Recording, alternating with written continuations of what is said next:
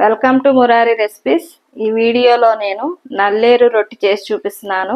దాని తయారీ విధానం చూద్దాం. ముందుగా ఈ నల్లేరు కాడల్ని శుభ్రం చేసుకోవాలండి. ఈ ఆకులు గనుపులు అన్నీ కూడా శుభ్రంగా తీసేసుకోవాలి. వీటిని ఇలా చిన్న ముక్కలుగా తుంచుకొని ఈ గనుపులు ఇలా తీసేసుకోవాలి.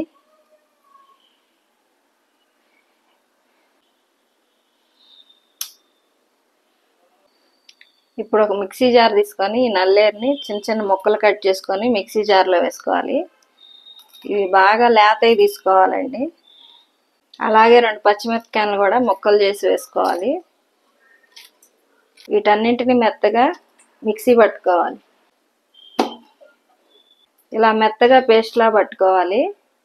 ఇప్పుడు మనం పిండి కలుపుకుందాం.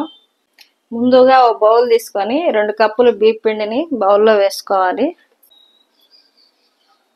1 స్పూన్ కారం వేస్తున్నానండి. మీరు తినగలిగినంత వేసుకోండి. ఆల్రెడీ పచ్చిమిరపకాయ వేసారు కాబట్టి చూసి వేసుకోవాలి. అలాగే 1 స్పూన్ ఉప్పు, 1 స్పూన్ జీలకర్ర, 1/2 స్పూన్ పసుపు, అలాగే ఒక పెద్ద సైజు ఉల్లిపాయని కట్ చేసి వేసుకోవాలి. అలాగే కొత్తిమీరని కడిగి వేసుకోవాలి. ఈ పిండి కలిపేటప్పుడు చేతికి ఆయిల్ రాసుకోవాలండి.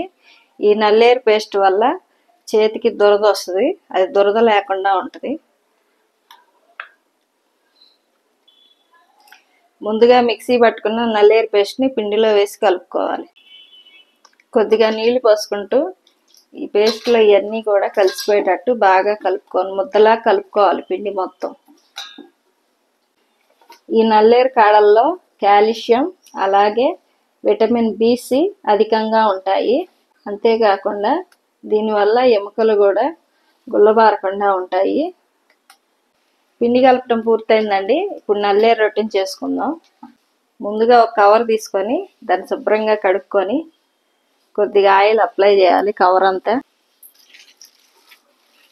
తర్వాత ముందుగా కలుపుకున్న పిండిలో నుంచి ఒక చిన్న ముద్దను తీసుకొని రొట్టెలాగా నొక్కుకోవాలి చేత్తోనే. ఇప్పుడు ఈ రొట్టెను పెనం మీద వేసుకొని కాల్చుకోవాలి. ఇప్పుడు స్టవ్ వెలిగించుకొని పెనం పెట్టుకొని ఆయిల్ వేసుకోవాలి.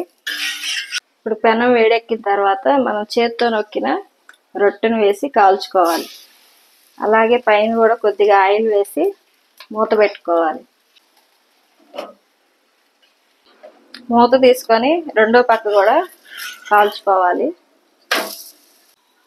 రొట్టె కాలిందండి. వేరే ప్లేట్లో వేసుకోవాలి.